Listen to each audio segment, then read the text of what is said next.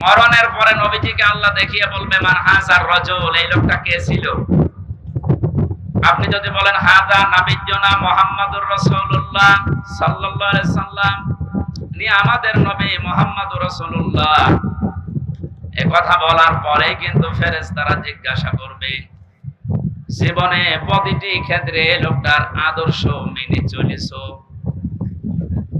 এবার আমার মনে হয় যে মানুষগুলো বিভিন্ন সময় স্লোগান দিয়েছে, আমার নেতা, তোমার নেতা, অমুকের নাম দিয়েছে, মুহাম্মদুর রাসূলুল্লাহর নাম দেয়নি, ওই মানুষগুলো মাস্ট বি ধরা খাবে।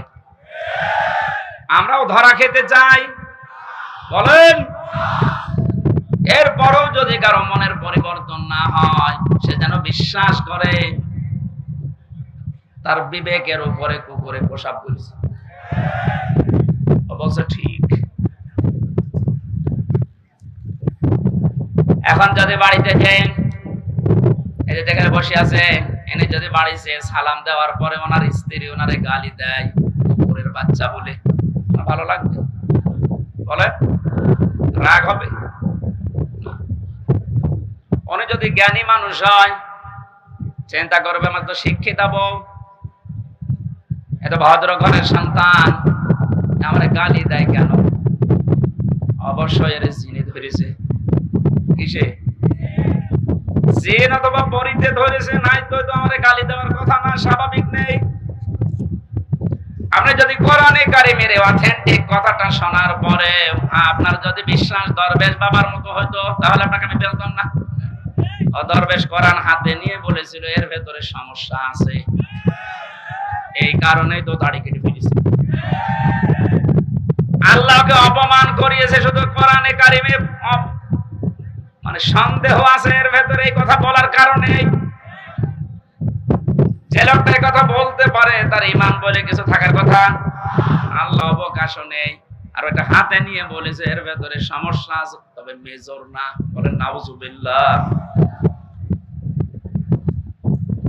আমার ভাইরা, তো অল্প সময় কথা বলবে গরমে, কিন্তু কথাগুলো আপনাকে নিয়ে যাওয়া লাগবে।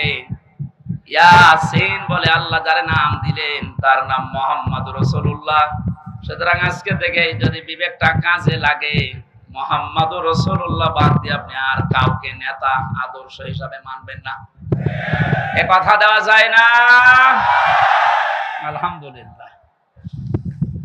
পৃথিবীতে আল্লাহর বড় বড় দয়ার কথা আমরা শুনেছি। সবচাইতে বড় দয়া রহমত আল্লাহর পক্ষ থেকে মানুষের জন্য চারটা পেয়েছি। কয়টা? বলেন বলেন।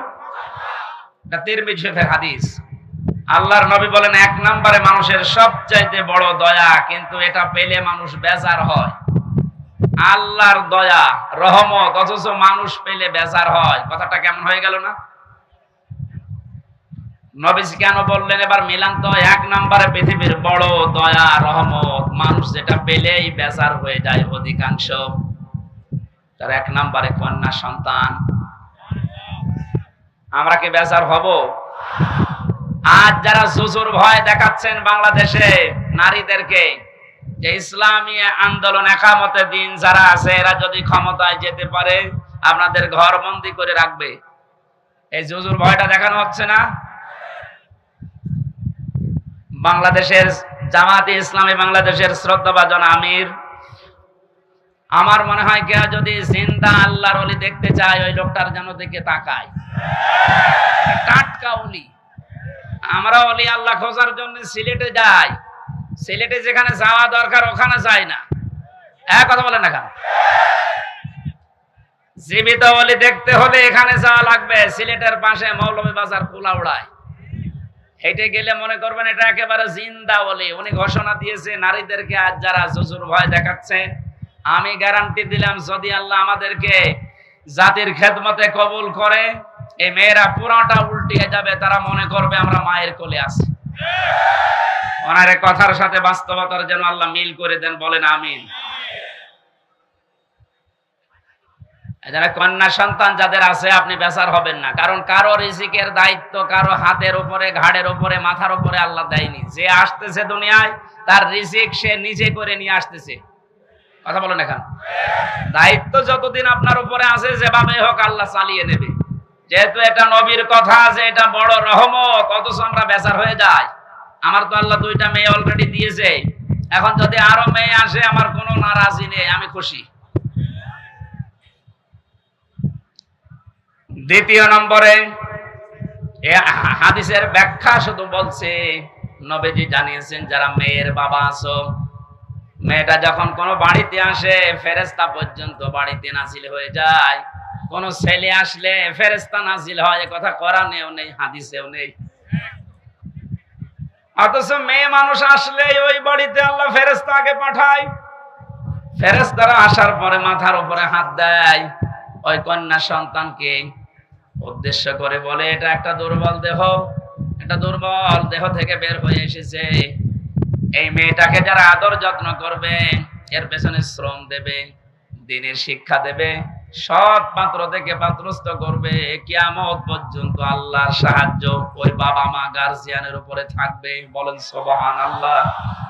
এজন্য আল্লাহর এই বড় দয়া, বড় রহমত আমরা যেন বেজার না হই কোনোদিন। মেয়ে হওয়া মানে স্ত্রীর উপরে রাগ না, আপনার রাগ হচ্ছে আল্লাহর উপরে, কারণ ওটা তার স্ত্রী বানায়নি, বানিয়েছে কে? দ্বিতীয় নম্বরে পেয়েছি সবচাইতে বড় দয়া আল্লাহর পক্ষ থেকে, অথচ মানুষ বেজার হয়ে যায়, তার নাম মেহমান। নাম কি? এটার সাথে বাস্তবতার মিল আছে। যত ধনী মানুষ হোক, মেহমান আসলেই কেমন যেন মন খারাপ হয়ে যাচ্ছে।